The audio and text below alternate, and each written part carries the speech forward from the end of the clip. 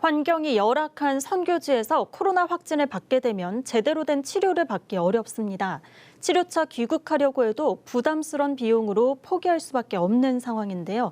서울의 한 교회가 난처한 상황에 처한 코로나 확진 선교사를 위해 에어 앰뷸런스 투입을 결정했습니다. 하나한 기자의 보도입니다. 지난 2003년 정운채 이덕희 부부 선교사는 한국에서 사역하던 교회를 떠나 미얀마로 선교사 파송을 받았습니다.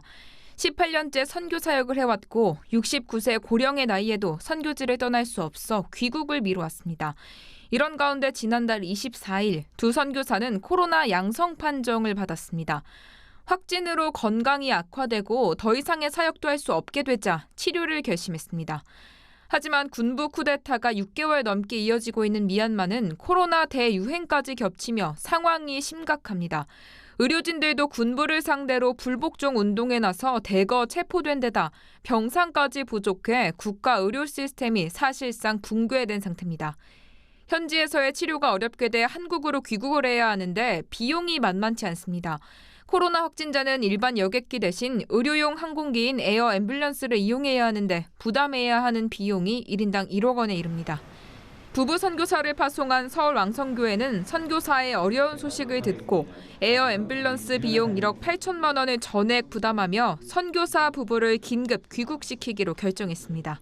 이 선교사님 파송하는 것이 정말 보내기만 하고 끝나는 것이 아니고 정말 그분들의 안전과 그분들의 미래와 또 현재 처해 있는 상황들을 늘 수시로 점검하고 기도해드리면서 최선의 지원을 해드리는 것이 이것이 정말 굉장히 중요하구나.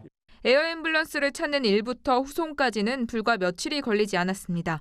72시간 이내 질병청의 허락과 비용 지불이 이루어지자 지난달 30일 선교사 부부는 한국에 무사히 귀국할 수 있었습니다. 현재 선교사 부부는 충청북도 오송의 한 병원에서 치료를 받는 중입니다. 당분간은 치료에만 전념할 계획입니다. 왕성교회는 파송교회와 선교단체의 적극적인 지원이 뒷받침되지 않는다면 선교사들은 별다른 치료를 받지 못한 채 병세를 키워갈 수밖에 없다며 이번 사례가 앞으로 일어날 긴급 후송에 대한 판단의 근거가 됐으면 좋겠다고 전했습니다. 그 TV 뉴스 한하은입니다.